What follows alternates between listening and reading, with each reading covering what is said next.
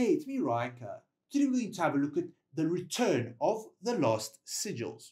Now, this event requires you to acquire one of the 6 sigils currently available, being Lightbearer, Mauler, Graveborn, Wilder, Celestial, and Hypogean.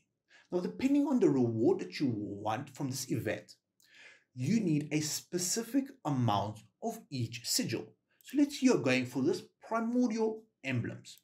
You'll need 4 Graveborn and 4 Mauler. So how do we acquire these sigils? We click on Begin Battle. We click on Challenge, and we set up our formations. Now each hero in this formation will give me exactly 1 sigil for the faction that they represent. So over here we can see that there's a 3-2 bonus or 3-2 sigils. So to change this formation, you click on the hero that you want. So let's say you want a 2-3 combination of 2 Mauler sigils and 3 Graveborn sigils. So you set up your team, you set up your pet. You can by all means use a mercenary as well. If you're struggling with this event, you can hire a mercenary and use them as many times as you want. So once you've set up your teams, you've set up the sigils that you require, you can click on Sweep. Now this is an automatic function where you can sweep for each and every single battle in a short period of time. So you click on this sweep function, click on auto reroll, and you click on confirm. Now this will sweep 3 battles for me. This is the second battle that we are currently seeing. There we go, we've completed it. And now we are completing the last and final battle. Excellent. So we have done this 3 times, and now we can see we have gained more of these sigils. So what rewards can we acquire from this event?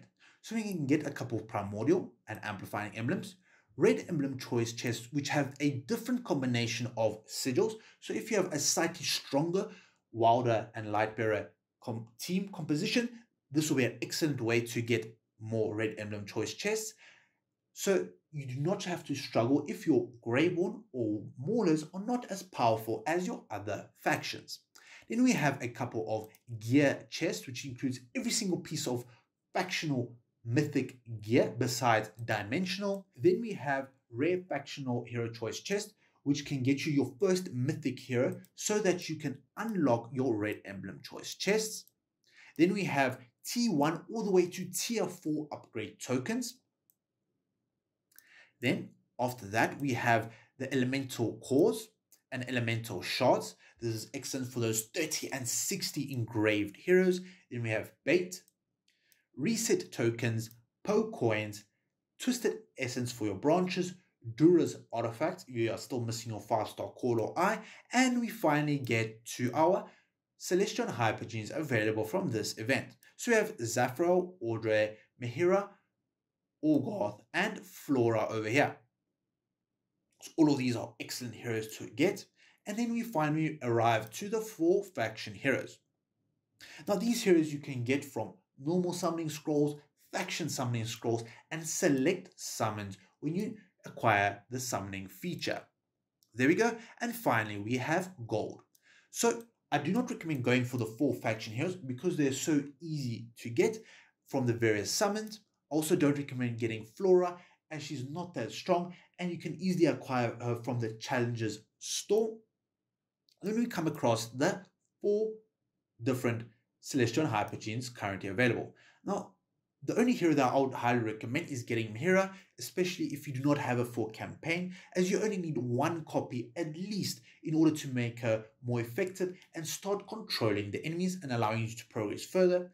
The other heroes are mainly used either for a specific game mode, so that can be Audrey and Zafrael, which are mainly used for their PvP power. And then we have Orgoth, who is used primarily in the Nightmare Corridor. Now the next item that we have over here is Dura's fragments. Now these items or artifacts can have a great impact on your progress or ranking in many game modes. However, this has been slightly a less dominant feature as many of these game modes do not require or do not expect you to have any artifacts at all. Now the item I would highly recommend going for is Twisted Essence, as this can have a great impact, especially once you hit those breakpoints for your outer tree branches to get those extra secondary stats. The next material or item that I would get is Bait to get those breakpoints. Once again, that 9, 12, or 15 of your resonance crystal level. Then we have Elemental Cores. This is a fantastic reward, especially for getting your 60 engraved awakened heroes.